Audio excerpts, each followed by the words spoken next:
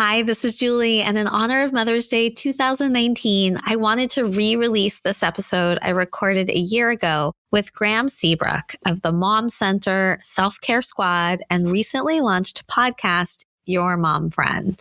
I so appreciated this conversation and the invitation that Graeme and I co-created for you called the 1 Minute Mom Manifesto. Graeme and I are all about helping mothers claim their lives, and we realized we each had crafted our own manifestos that were instrumental in reclaiming ours. For her, it was her mother's Bill of Rights, which you'll hear her talk more about in this episode. And for me, it's the Epic Life framework that's become the foundation of all things Mother's Quest and really all things in my life. We also realized that a manifesto doesn't have to be long or time-consuming to create, but can be something you can declare in as little as 1 minute. Graeme and I have a vision one day for the creation and sharing of 1 million of these on social media using the hashtag 1 Minute Mom Manifesto. This year, to support you in creating your own, I'm facilitating a manifesto challenge in the private Mother's Quest Facebook group from May 13th to the 17th. You can join by going to www.mothersquest.com/community. Each day, I'll share a reflective prompt to help you claim the next chapter in your life. And I'll host a different mother, including Graeme, who will share their stories and their 1 Minute Mom manifestos for inspiration. I hope you'll say yes to this challenge and to creating your own 1 Minute Mom manifesto as a Mother's Day gift to yourself. You must be a priority in your own life. And this is an opportunity to claim it and declare it. Because as you'll hear Graeme say in our conversation, we need these manifestos. We need each other, and we need to hear each other's stories. I so look forward to hearing yours and to seeing your 1 Minute Mom manifestos. And now on to the show.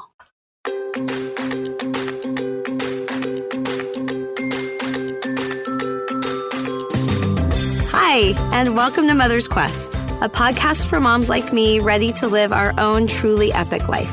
I'm Julie Neal, a life and leadership coach, community builder, writer, and mom to 2 high-energy boys who challenge me to grow into my best self. Mom! I'll be right there. Where was I? In the months leading up to a big milestone birthday, I decided it was time to stop sidelining my dreams and realize that I'm the hero of my own journey. I knew I didn't want to do it alone, so I created this podcast to learn from other moms on their own quest, so their words of wisdom and lessons learned could help light the way for mine. I created this podcast for myself. Come along with me, and you'll find some treasures of your own.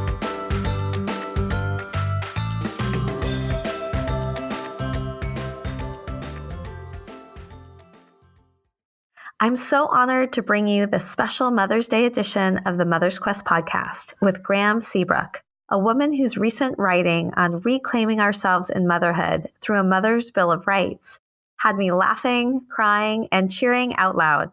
The moment I read it, I knew I wanted to have this conversation on the podcast. Graeme is a motherhood life coach who bases her approach to coaching on the belief that you must be a priority in your own life in order to thrive. Following a traumatizing birth experience and postpartum depression, anxiety, and PTSD, Graeme began a healing journey as a mother and a woman. Believing that our global culture treats mothers as if we're inhuman and expects us to be superhuman, she helps mothers reclaim our humanity through her work as the founder of the Mom Center, a social and coaching network for mothers, and through her speaking and writing. Before I share more about what we discuss in this episode, I want to introduce another powerful mother who is also a trainer, coach, and mentor to many, Desiree Adaway, who provides this week's dedication to Graeme herself. Hi, my name is Desiree Adaway, and I'm happy and proud to talk a little bit about Graeme. So, in a previous life, I was a doula, and I understand what it means to help other mothers bring babies into this world. And honestly, really to think about the path, specifically for mothers of color and children of color, what we're bringing them into with all of the disparities that we know affect women of color, especially Black women, during the birthing process. It's been an honor and a pleasure to watch Graeme evolve and grow in her work and in her stories and in her messaging. She continues to support women in also being themselves, but being mothers, really fighting the way that we're socialized in this society, and grounding the work that she does in terms of parenting and caring for other mothers in love and joy and support. And so I am a big fan of her work, and I just know all of y'all will be as well. Thank you, Desiree, for that lovely tribute to Graeme. The joy and love that you see in Graeme was something I felt throughout this conversation, as she generously shared about her lifelong quest to become a mother, the disillusionment she experienced in her first months of motherhood, and how she reached out for support to reclaim her life, something she now pays forward by creating and holding space for other mothers. We discuss the ways that living an epic life resonates for her, the epic guideposts in her life, and how the floodgates for impact opened as she crystallized everything she's experienced and thought about into the Mother's Bill of Rights, with 10 articles which I think are revelatory. A mother's right to personhood, privacy, space, care, voice, respect, name, dreams, desire, and visibility. This conversation felt like a reunion with a wise, lifelong friend, and I was spellbound by so many of her true truths, as Graeme calls them, about motherhood, sisterhood, and personhood. Among them, that every time we speak our truths, we create more space for people to share theirs, that we can heal each other and set each other free. And when you show up as your whole self, you cannot help but notice other people and their whole humanity. Just in time for Mother's Day, I hope this conversation inspires you to examine your own truths, and that you'll record and share with us what you uncover using the hashtag 1 Minute Mom Manifesto. It's a co-created challenge, a special Mother's Day gift from me and Graeme, an invitation to you for nothing less than a reclamation of your whole self. I'm Julie Neal, and this is Mother's Quest.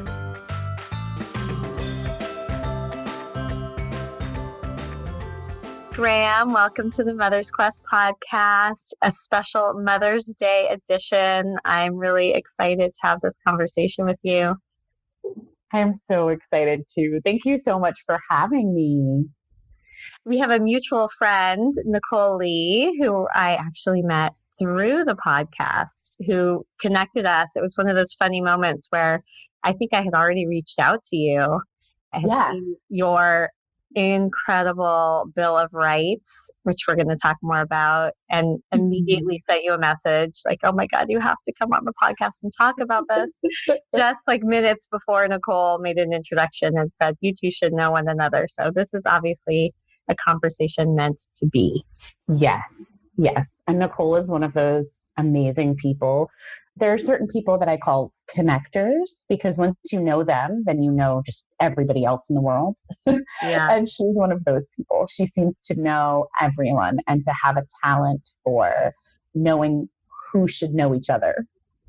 Absolutely. Well, you were sharing that you've been listening to podcast episodes today, a little bit of binging. So you know the format.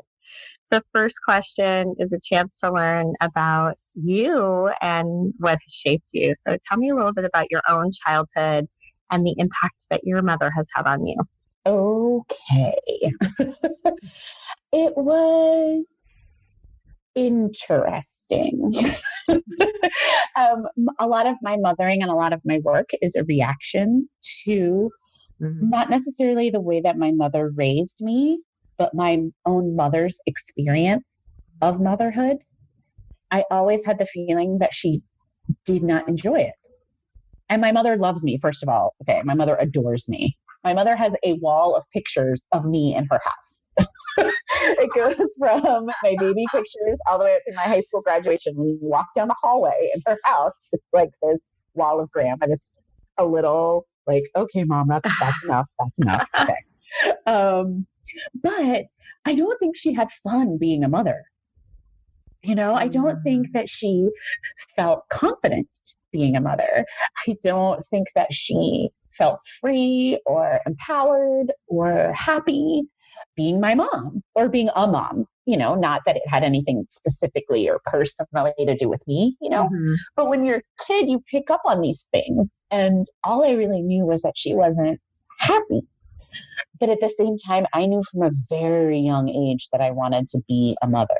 I mean, like 3 or 4, that was a big deal, that I wanted to have a baby more than more than ice cream. And at 3, that's a big deal, right?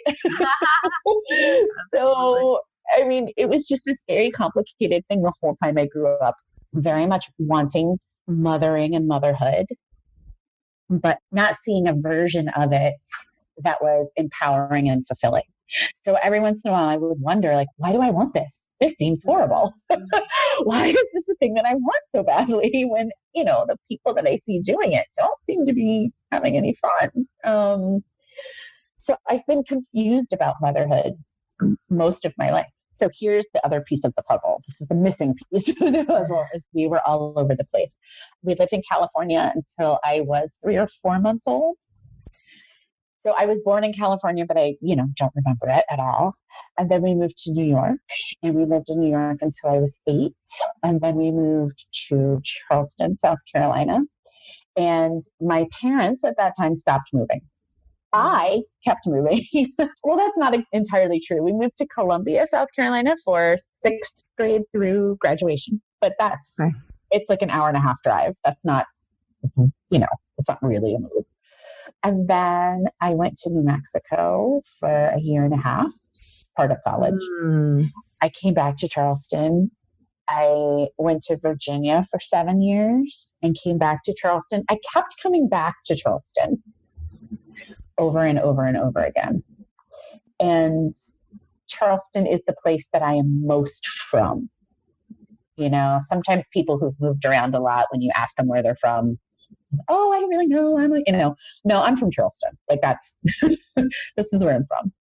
Back when people used to have phone books, if you came to Charleston and looked in a phone book and looked up Seabrook, we took 3 or 4 pages.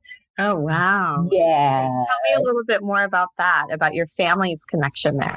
My family can trace its roots here on my father's side, all the way back to where we were enslaved here in Charleston, on some barrier islands out around Johns Island. Ironically enough, Seabrook Island is not one of them, but it's the name of a Native American tribe that was here in the region. And what we assume, because we don't totally know, is that when my ancestors were able to live out their freedom, instead of choosing a name from somebody who had enslaved them, they chose a name that was indigenous to the area.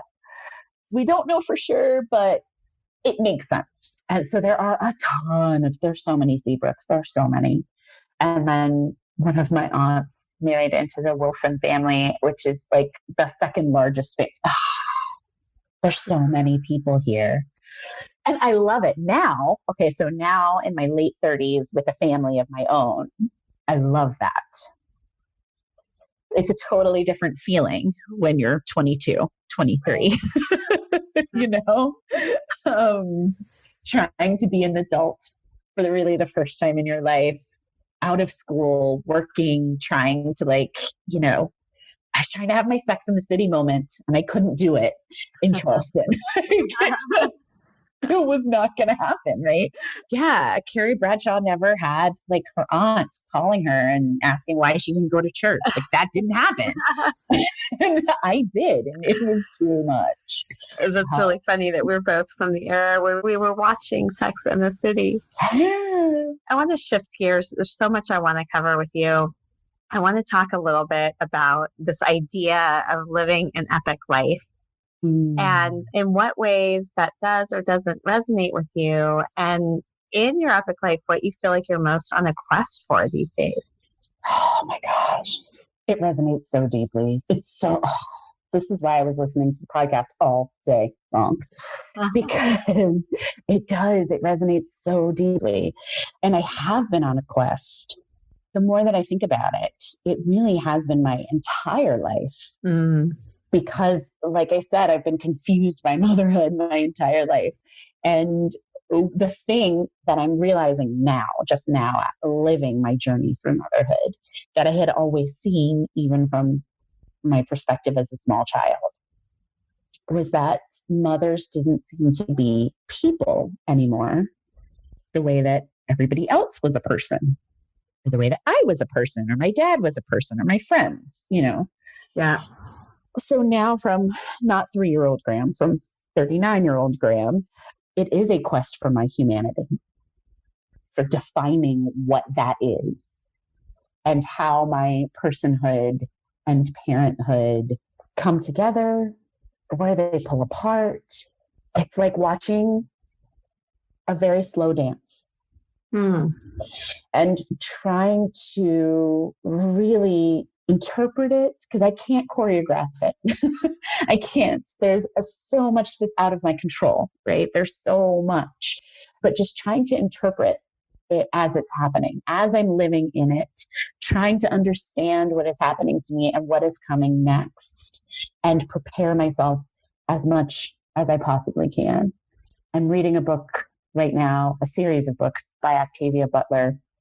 The first one is Parable of the Sower, and the second is Parable of the Talents. And in the book, there's a young woman who basically founds a religion. And in her religion, God is change. That's the noise I made. I'm not the first time I read that. That's the noise that I made. The first verse of their holy book is, all that you touch, you change. All that you change changes you. And I'm like, oh my gosh. I just read it and read it and read it and read it over and over. And I was like, I know this is fiction. I understand this is fiction. But whoa. Can you say that again? Right? It's really deeply amazing, right? Everybody just run out and get this book. You don't even have to run out. Just get on your phone. Download it. So am I, and get to download this book. It is, all that you touch, you change. All that you change changes you. And there's more, but it ends with, God is change. And it is really, oh my goodness. And of course, in the book, there's a whole mother and daughter story, because really everything that comes into my life lately, I didn't know there was a mother and daughter story. I'm an Octavia Butler fan, and everybody had been saying to me, but you haven't read this one. You have to go read this book, right? So that's how it came into my life. But I was completely unsurprised that the second book in the series is written from her daughter's perspective. Right. Completely unsurprised. I was like, well, of course there's a mother and daughter. Well, I love the power of metaphor. And, as you listen to more of the episodes, that has been one of the things that has really struck me from everybody's epic life journey and story, is how there's been so many different kinds, but so many powerful metaphors that have guided people. This is an incredible one. And this idea of the slow dance. I'm wondering how typically there is some kind of a spark moment. That I agree with you. This idea that, our whole lives we've been seeking, or we've been on a quest. And I also feel like there is a moment where you step more fully, or your eyes are open and you realize you're saying yes to the quest and to the epic journey. What was that spark moment for you? After the birth of my first child, my son, I got extremely ill. I had postpartum depression and anxiety. I had a very traumatic birth. And so I had PTSD, but I didn't know that I had any of these. I had no clue. I thought that I was just weak and horrible and broken and wrong. And that this thing that I had wanted my entire life, because my son I didn't get pregnant until I was 34, which ironically was the same age that my mom was when she got pregnant with me. After wanting to have had a baby for 34 years, now I have this baby who is, objectively speaking, the most beautiful child that has ever been born. Of course. And I couldn't feel anything. There was this wall between me and this baby. I could feel nothing. And it was the most isolating experience. But that was not actually the spark. So about 9 months later, I was feeling much stronger. I had had therapy and medication and support groups and exercise and diet changes. And I did all the things. I pulled on all the levers that I could possibly pull on. Before we move off of that, what was it that helped you make that shift to get all that support? Oh, everything. Okay, Adam would disagree with me about this, but I am not good with pain. I am really not. I'm good with pain in the moment. I'm good with pain, crisis pain, but I'm not good with like paper cuts. Like if I broke my leg, I would probably be able to drive myself to the hospital. If I twisted my ankle, I would be on the couch for 3 weeks. So here I was in all of this pain. And for me, a lot of the depression manifested physically in fatigue and body aches. I felt like I had the flu for about 4 months. It was horrible. And also Andrew wasn't sleeping really well. And yeah, I don't like hurting and I wanted somebody to fix it. So I was looking for somebody to fix it. And for me, I'm so, so grateful that the internet exists with as much problems and issues that we've had, right?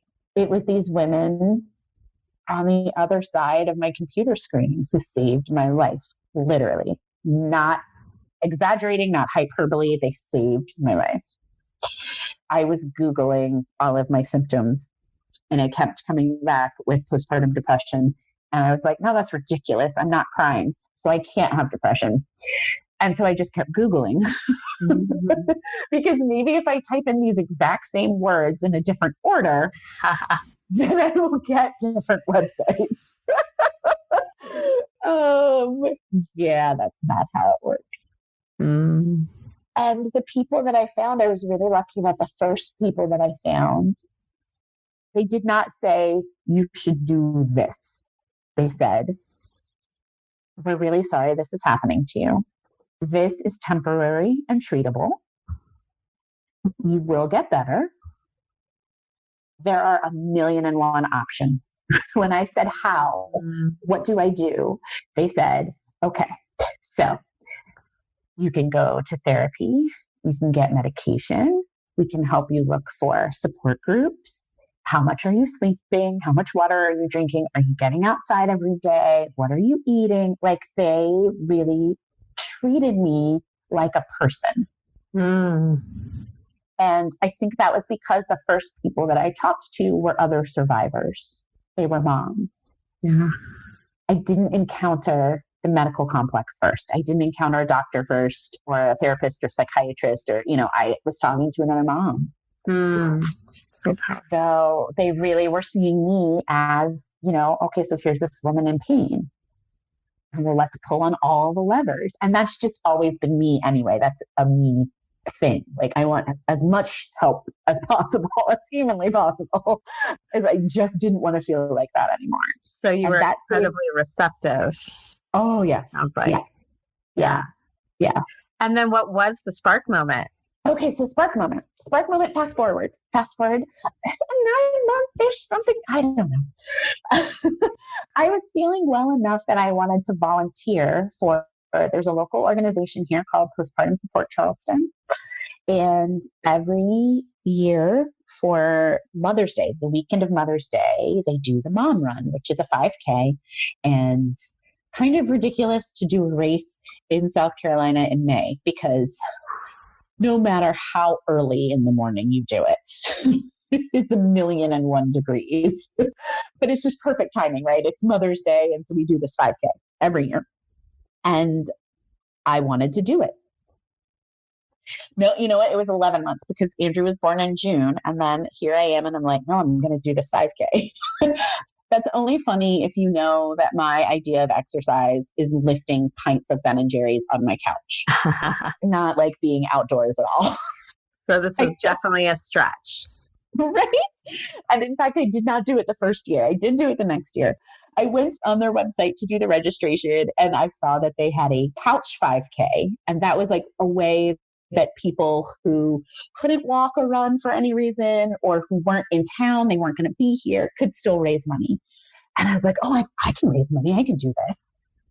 And I started sharing my story as a way to raise money for this organization. I started sharing it on Facebook. I started sharing it in, I sent an email out to, I don't even know, probably 60 or 70 family members because there's a million of us.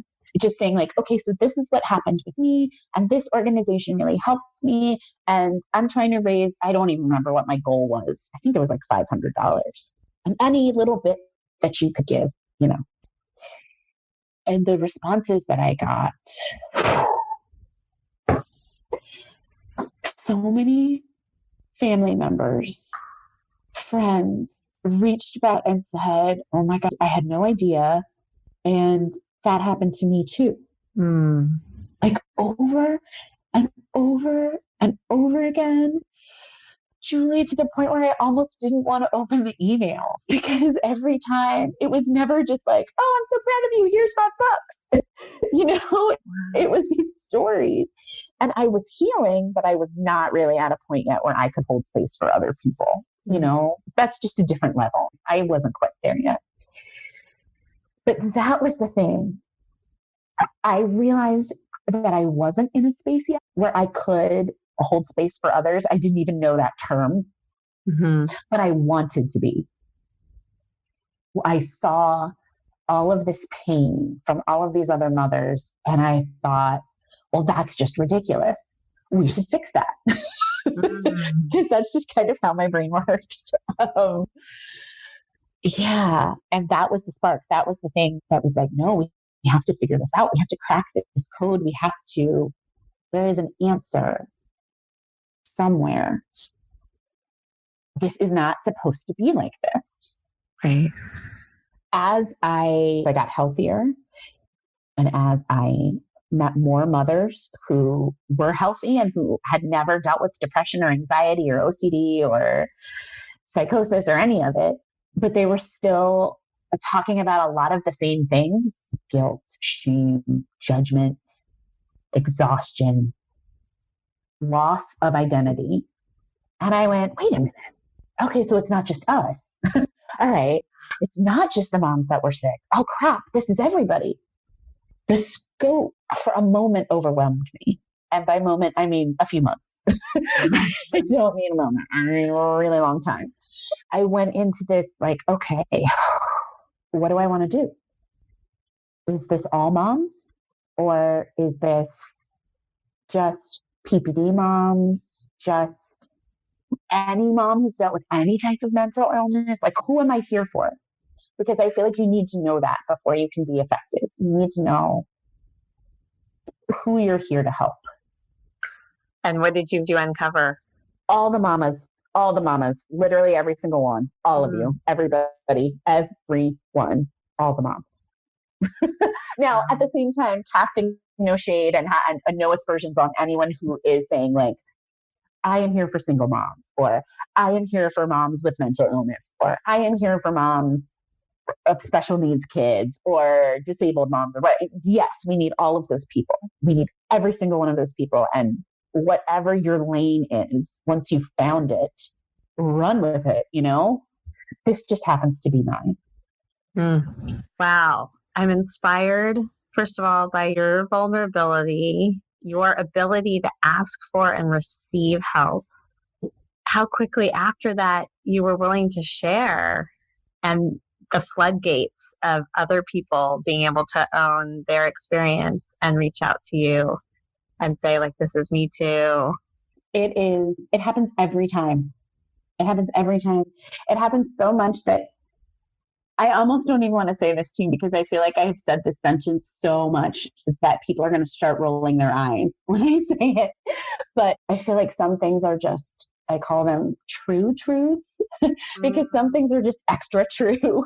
That's possible. And this is the one that I've figured out lately. And that is that every time we speak our truth, we create more space for someone else to speak theirs. Yeah.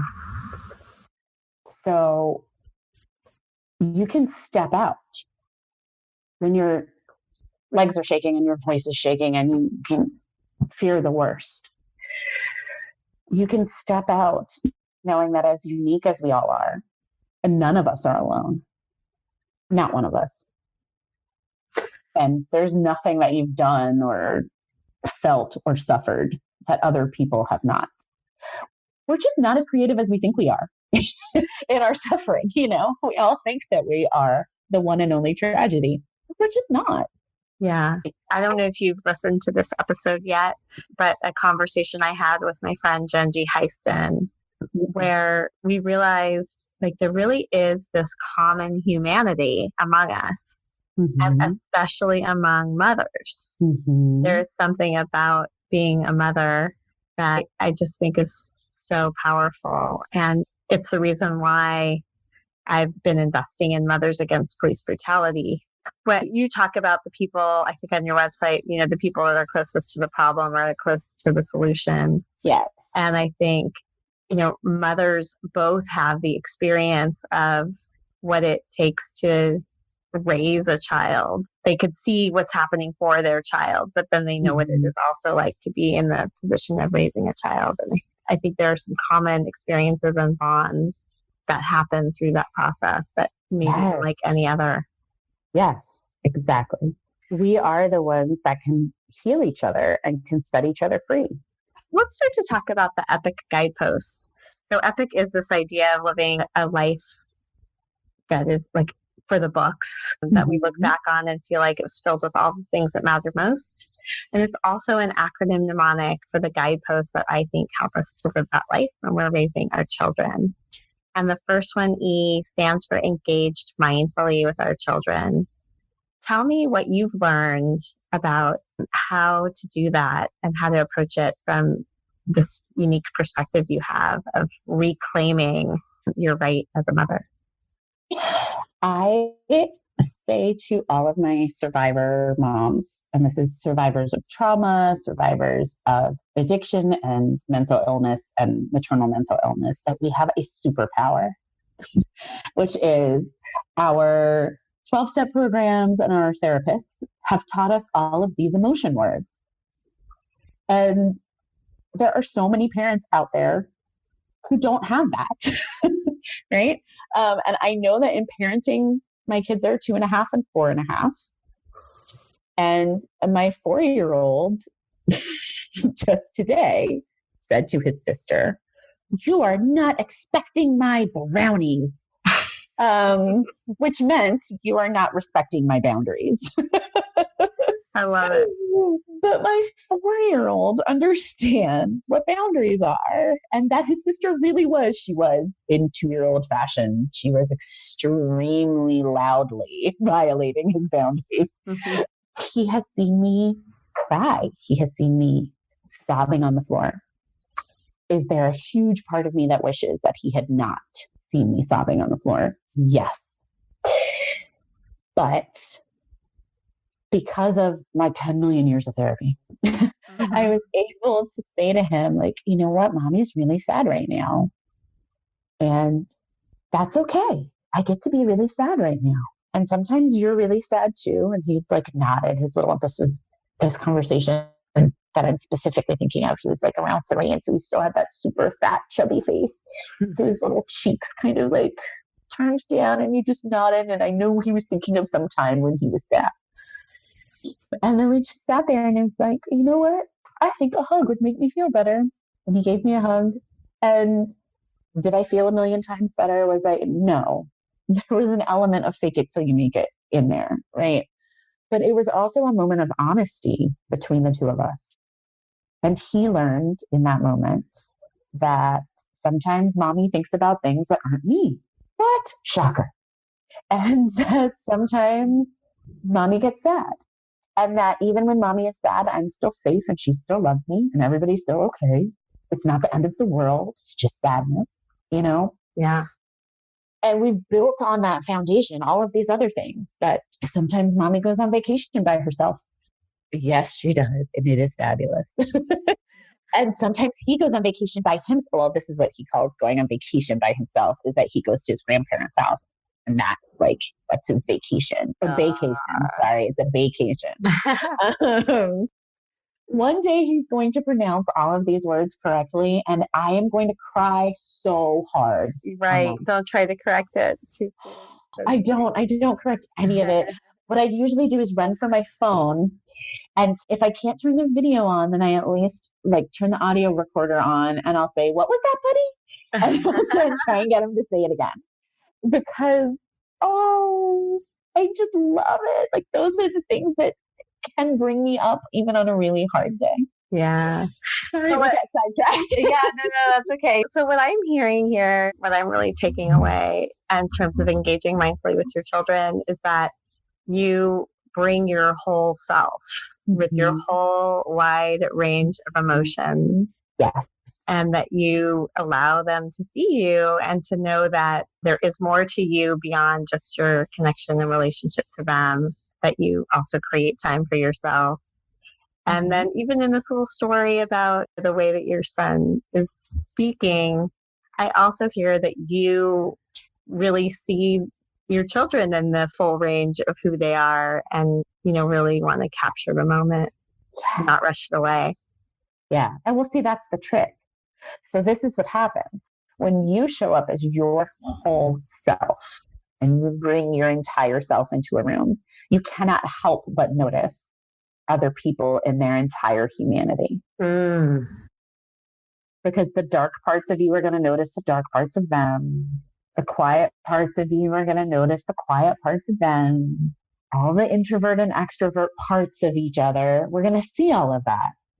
If I only bring in the mother part, then I only see him as a child part, right? Yeah.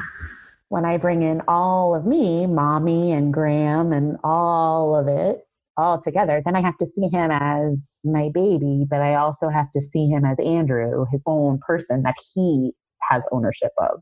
And that's hard. It's hard. That's I don't always want to do that. I don't always want, honestly, I don't always want to do that. That is a lot of work. For me, that's where the work comes in. Yeah. Wow. So good. Let's move to the next guidepost, P, which stands for passionate and purposeful. And this is about the impact that you make beyond your family. Tell me about how you're doing that today. And in particular, there's been so much that you've been rolling out in the last few weeks. I don't know how, you'll have to share at some point too, maybe a productivity tip, because I'm how are you creating this? And it's also genius. So tell me how you are making your difference right now.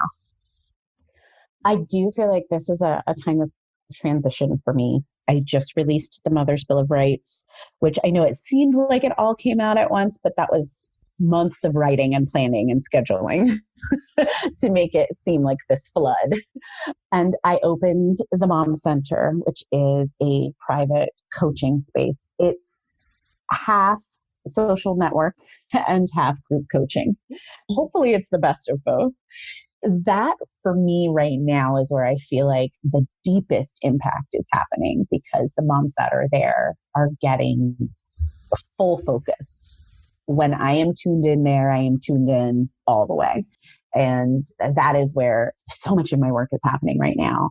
And then I also have my website. And once I finished writing the Mother's Bill of Rights, it was like the taps had been opened.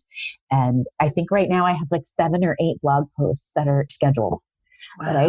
That are just ready to go. So the words are coming. They're coming. Yeah, it's just the crystallization of everything you've been thinking about, working toward, evolving. It is so powerful. Can you give us, I know we're going to include links to all of these things, but can you give us the overview of this idea of a Mother's Bill of Rights and a little taste of it? Sure. It is. So the basic premise is that you're a human being. I know this is shocking. So you're a human being, and that you didn't stop being a human being when you became a mother. That there is no point at which you gave up your humanity. And it's about reclaiming the basic human rights that motherhood, as the way that it is practiced here in the US, tends to steal from us. So I got the idea to make it a Bill of Rights, and our Bill of Rights has 10 articles, and I thought, okay, there you go. And then they all just kind of popped into my head. So they are personhood, privacy, space, care, voice, respect, name, dreams, desires, and visibility. It's a lot. Tell us in a nutshell what they each encompass. Okay. So personhood is first because it really encompasses everything else on the list. It is the idea that you need to reclaim your personhood from parenthood and separate the two. Privacy is that you did not give up the rights to your body, your thoughts, your mind, your space, which is the next one, that some things are allowed to be private. Space, I give the analogy of the mom in the bathroom with the tiny little fingers stuck under the door, right? That you are allowed to claim your space and you don't have to open that door. Care is all about mothering as caregiving and mothers receiving care with grace, which is hard for us to do a lot of times. And voice is about the power of mothers' voices when we raise them collectively and speak our truths. Respect is about the lack of respect that we have for the work of mothering. And when I say we, I mean we, literally every single person within the sound of my voice, including myself. Name is about the fact that your name is not mommy. Somebody named you, or you chose a name. And mommy is one of the things that you are called, but it is not your name. Dream is about the ones that we have let go and the ones that we haven't found yet. Desires is just what it sounds like. We talk about sex and all of the myths and mythology around mothers and sexuality. And then the last one is about visibility, and it's about really being seen as a whole human being. So personhood comes first for a very specific reason, and visibility comes last for a very specific reason. They are bookends of the whole thing. Would you mind saying the last one again, the visibility? Sure. Visibility is about each of us stepping into the light and being seen as whole human beings, right? And so personhood came first for a very specific reason, and visibility came last for a very specific reason, right? They bookend the whole thing. Yeah. I love it. Well, you write about these in such a compelling and real way. And I think the first time I found out about it, it might have been around Article 3 space. You had something about the creep. Can you talk a little bit about the creep? Because it really made me laugh. Oh my God, kid creep. So kid creep is when you reach into your purse for your wallet and you pull out a diaper, which happens to me at Target and was slightly embarrassing. Kid creep is when you're going into your drawer to get socks or underwear or whatever, and you pull out kids' underoos. Kid creep is the fact that your car now looks like the inside of a gymboree. Like, this is not the way adult people are supposed to live. It's just literally signs are everywhere. Oh, I want my life back. I want my drawers back. I want my rooms back. Oh my goodness. And you're, especially with really little kids, you're like, they didn't put that here. You know, your 2-year-old is not putting away their laundry. They didn't put that in your drawer. It just gets everywhere. Your whole life gets taken over by these tiny little humans. Oh my goodness. And so along the lines then of the impact that you're making, what are the gifts and things that you are bringing to mothers to help them to reclaim their lives? I feel like my superpower is asking questions and then just waiting. Honestly, just sitting there, waiting patiently, the way that a dog does when you have food and you're not giving it to them. with that same expression on my face sometimes when I'm doing video coaching. Like, no, we're just going to sit here until you answer this question. But it is about like holding that space. Yeah. For them to fill it with whatever their truth is. Oh, that's beautiful. Yeah. Yeah. And, you mentioned earlier in your story about how when the floodgates of all of these emails came to you initially, you weren't ready to hold the space. Yeah. But I have no idea how to do that. Now that's one of your superpowers. Yes. I mean, this is after training. This is after years of coaching training and mentorship and peer support training. And I mean, there's been work that has gone into this. And yes, now it is one of the things that I love to do most. Yeah. Yeah. I feel like this is a great transition to the next guidepost, which stands for invested in ourselves. And this is where we do claim the space for our own self-care, for our own growth and learning, to do the things that bring us joy. What would be the biggest lessons you've learned or offerings that you would have to us listening for how to do that? I have to put myself on the calendar or it doesn't happen. And I mean, like literally write it in. We have a Google Calendar, which is where most of our family stuff goes, doctor's appointments and, school stuff and his stuff and my stuff. And I will put on the calendar, mom is taking a bath, kid bath, mom bath. Will go on the calendar, or Graham's night, or planning things, because I see so many mothers that are like, I'm going on a retreat in September. And when I told one of my friends, she was like, oh, I wish I could do that. And I said, okay, well, come with me. You can. Well, how would I get childcare and it's September. We had plenty of time to figure that out. Like this was March when we were having this discussion. Put yourself on the calendar and then figure it out, because once you're on the calendar, you will figure it out. Yeah. Yeah. I just had this thought. My relationship with my Google Calendar has been evolving through the process of, since I launched the podcast. And I have an episode with Kathleen Shannon from Being Boss, where, we actually spent a lot of time talking about crafting your ideal week and using your Google Calendar and looking at your ideal versus your reality. And I'm still working on it, kind of time blocking and thinking about like certain days and times for things.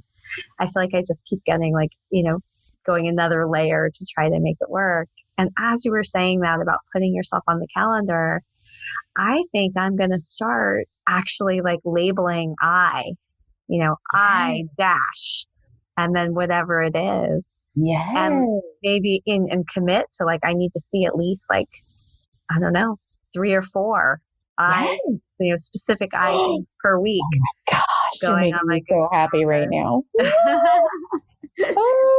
Thank you for that, planting that seed. I think that would be really helpful. Okay, so here's a pro tip. Do that first. Go scroll through and find the next clear week where there isn't really anything on the week yet. Ooh. Put yourself on the calendar first and hold that space. And if somebody says, oh, this is the only time I can come be on the podcast. Oh, well, too bad. You're busy. That is like next level. That's like level 10 self-care right there. It's a big deal. Level 10. I love it. I'm inspired. Let's read to the next guidepost, C, which stands for connected. And this is about being in relationship so that you are in community and not isolated on your journey. You've learned so much about this. What's coming to you when you think about this guidepost? Oh, all these women. And the myth that women can't have amazing friendships, that groups of women always end up being catty and mean girls. And it's crap. It's a myth. It's not true at all. I have been and continue to be a part of communities of women, communities of mothers that are amazingly supportive and that collectively hold space for each other with such grace. such grace that it is humbling. And we're also pretty silly and funny and hilarious. Like, we're pretty awesome, I have to say. So, yeah, I mean, as soon as you said connection, I just thought, oh, my mom. Yeah. What have you learned about forging a connection with your partner? He is so cool. Okay. Oh, I can't believe I just said that.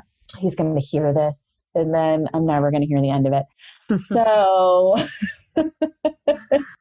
he's just really funny. So here's the thing. We went through some really traumatic things really early in our relationship. We had been dating about 4 months when we found out I was pregnant. Oops.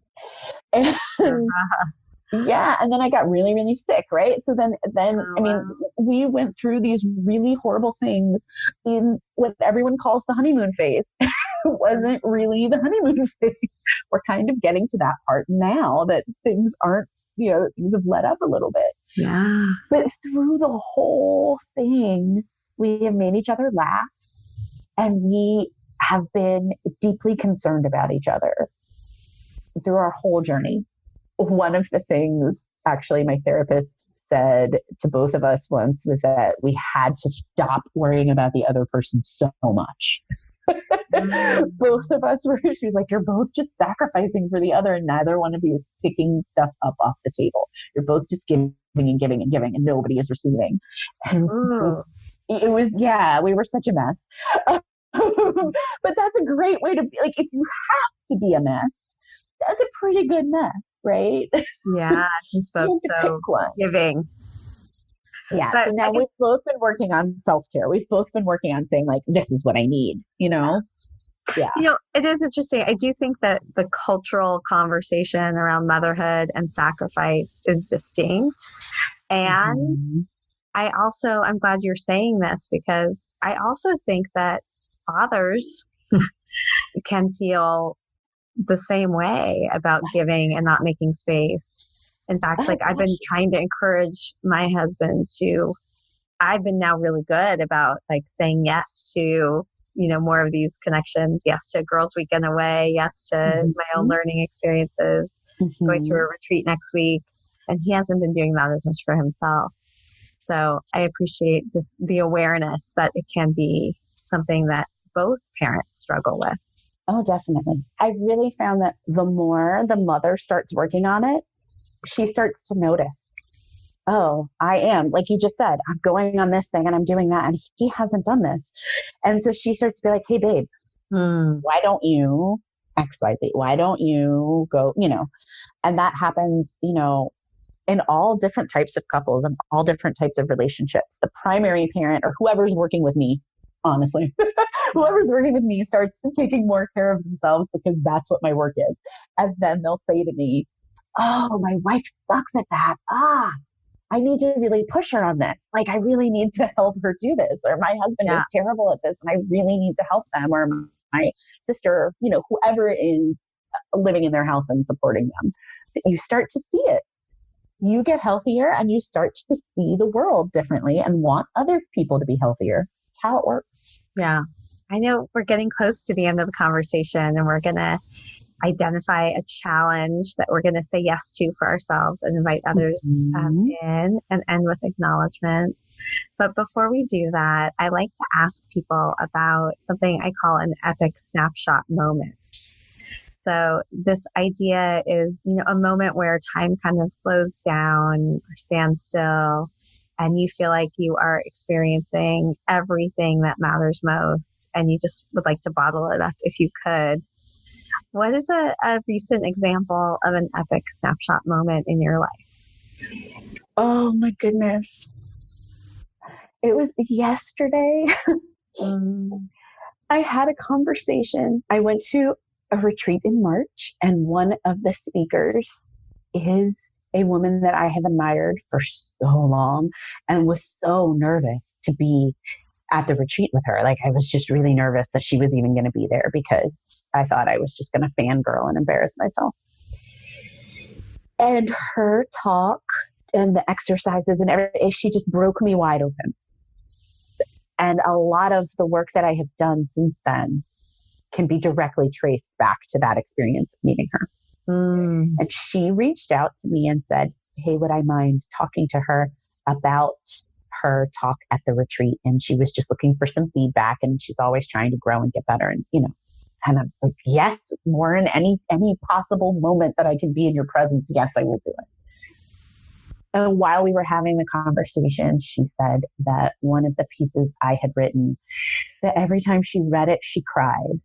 And that every time she tried to explain to anybody else why it was important to her, she started crying. And that she was just sharing it with everybody. And oh my gosh, to have somebody say that to you when you just adore them, that was really big. That was, yeah. I don't even know that I have words for it right now. Epic is a word. Epic is the word for it. Epic does capture it. What was the exercise and what did you write? Oh, okay. So she has you walk through this idea of becoming an ancestor now. That you're not going to be an ancestor after you're dead or when you're like in your 80s and you're wise, but that you can live your life right now in this moment. I'm getting chills like just saying this to you. Live your life right now in this moment as an ancestor for your children, for your children's children, for their children, but you do it right now in everything that you do. And I had always thought of it as something I had to earn. I had to prove my worth, right? Yeah. I actually wrote a piece on Medium that was called My Ancestors' Wildest Dreams. And it was about the idea of like, what if it's just me living my life, loving my kids, doing my work, cooking food, taking a bath, and that is what they wanted for me, just peace and freedom, because that's what I want for my children and their children's children is just peace and freedom, whatever that means to them. Right. Amazing. It was all her. It was all Lauren. That was not me. That was Lauren. That was totally Lauren. We'll definitely include the link to that. And I can't wait to read it. That's Thank incredible. You. On the subject of ancestors, you mentioned before we pressed record that you were getting ready to move and that it's evoking a lot of feelings for you because you can retrace your family's history to where you're living now. So I have some curiosity about like, what is the impact of that connection to your ancestors and how do they inform how you want to live your life and show up as a mother? That's a whole other episode. Because there's just it's such a rich history of teaching, quite honestly. That is the word that comes to mind first. My father's mother just gathered all of the children of the neighborhood and taught them how to read in her kitchen. And this was in like the 40s here in Charleston. My dad is 89 right now. So, which is a little, my dad was 50 when I was born. So I have a slightly different experience of ancestry than maybe others do. I'm named after her. And the women in my family are extraordinary. My name is extremely important to me. The names that I have given my children, they matter deeply. It is a passing down and a legacy. So leaving here is, there are so many levels to it. And I actually will be doing some things like going to places that are important to our family and collecting soil from them and taking it with me. And going to the beach and putting a little bit of the ocean into a mason jar and taking it with us to Colorado because there's no ocean in Colorado. I don't know if you knew. It has been a coming to terms with the fact that they are already in me. And I think that's part of why Lauren's talk was so transformative for me, that I have already joined them. It is not something that I have to wait to do, that I am already a part of them. And they have been with me this whole entire time. And they are already with my children. We're not alone. Yeah. Even if we're not physically here, right? We're not alone. So yeah, that is the connection. That is what we will be taking with us. That's really beautiful. And I think, around Mother's Day, this realization, which I've been getting more curious about for myself too, that we are, connected to our matriarchs. And just this way in which, we are building on the legacy that they created for us and we're passing that to our children. Yes. And imagining Mother's Day not only as our own day, but a day to really honor and remember our matriarchal lineage that brought us here. Yeah. In my mind right now, listening to you. Yeah. And also not necessarily the blood lineage, but the chosen lineage as well, because some of us have deep wounds with our mothers. Yeah.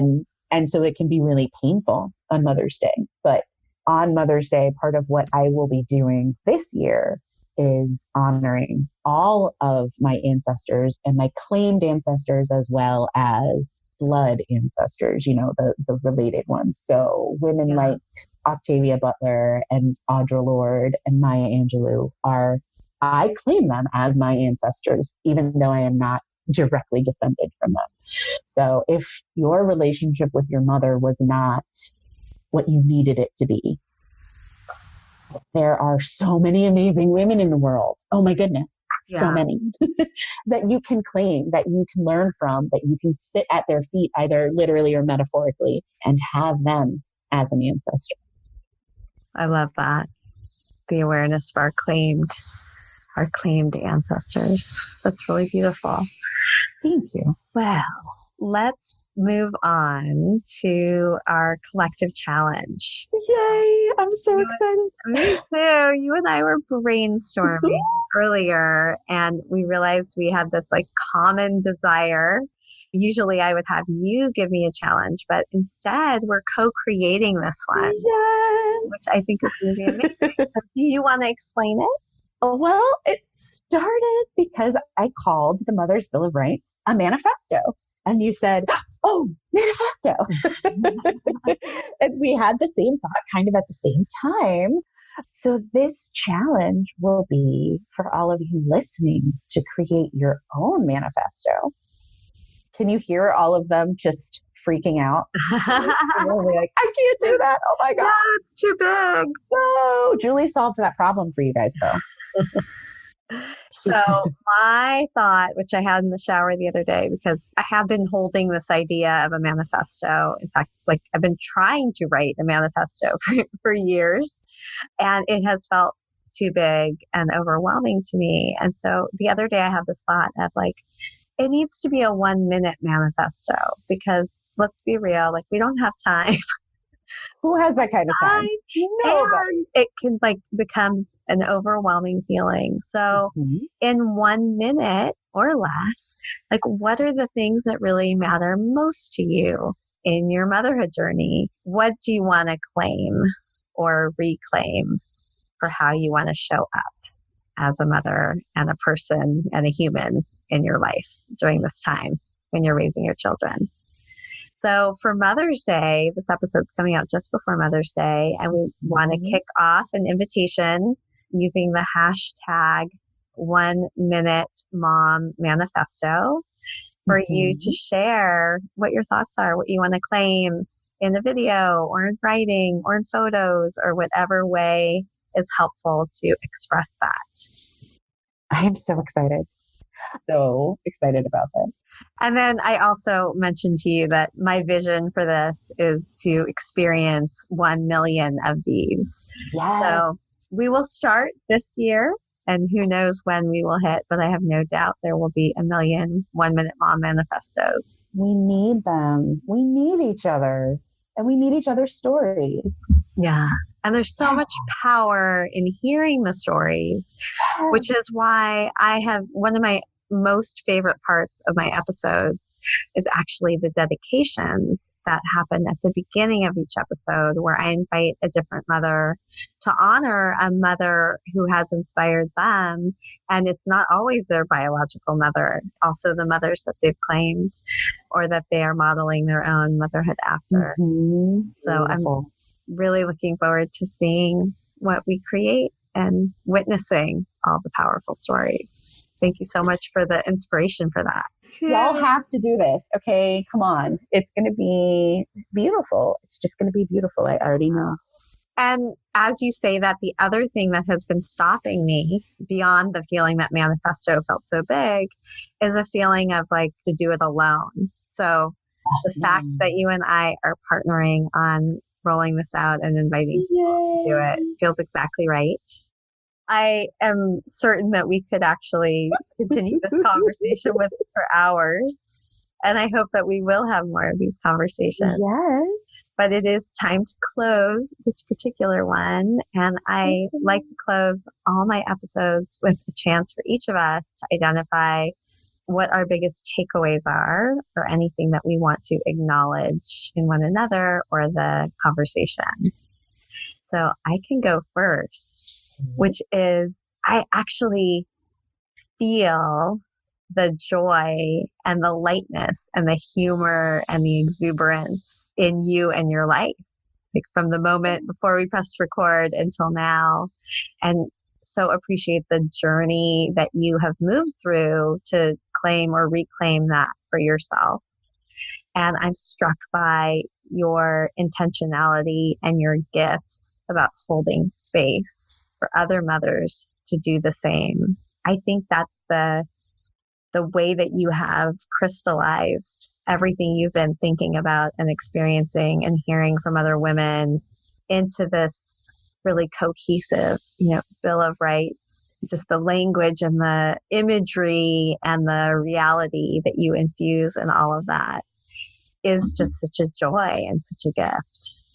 So I'm taking all of that with me, plus some pro tips on scheduling in time to invest in myself and to really think a little bit differently about being an ancestor. So thank you for all of these amazing things I can bring now into my Mother's Day celebration this year. You are going to make me cry. I'm so I should have gone first. Then I could have cried and it wouldn't have mattered. But now I have to sound like an adult. Okay. So, no, Julie, that was beautiful. Okay. First of all, so I'm going to bring you back to the lesson I learned from you on the Epic Guide post about showing up with the full expression of who you are. So there is no need to hide any of your tears. In fact, I'm just really curious. What does the emotion mean? Oh, because it's when you said joy, because joy has been a thing that I've been fighting for so long. So the fact that you can feel it, that just makes me really happy, like really, really happy. And I cry at everything. Oh my gosh. I cry at everything. I cry when I'm sad and mad and happy. And that means so much. It really does. And what are your takeaways? Oh, I love the fact that I got to listen to the podcast so much today, because this feels just like a continuation of what I've been listening to, instead of, at times, it feels like listening to it myself instead of being in it. It's a little bit surreal. Yeah.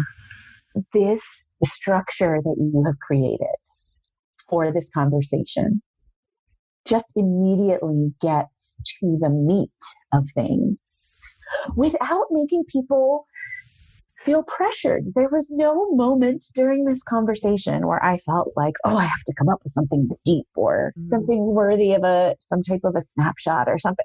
The way that you have guided this whole conversation and held space for it has just felt very comfortable and natural. And I know that it's not easy. So I really appreciate it. I appreciate the questions that you've asked. I appreciate the thought that's gone into them. it just feels really good. It feels really good to be doing this. I want to just keep talking to you. Well, thank you. When you were talking about the conference that you went to and the way that you felt when the person who led you through that exercise reflected back the power of your words, hearing you talk about how much the podcast conversations that you've been listening to today are resonating for you, and that you felt that same space for reflection and connection in our conversation means everything for me. Oh, so that is so glad. The highest compliment. And I'm so excited to know you and to be kicking off this challenge together. And I have no doubt that we will continue to be in connection with one another on this epic life journey of ours.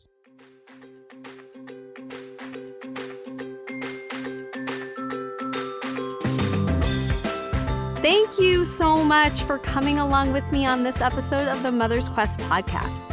I hope this conversation sparked something that will help you live your epic life. If you'd like to get show notes and learn more about the Mother's Quest community, head over to mothersquest.com.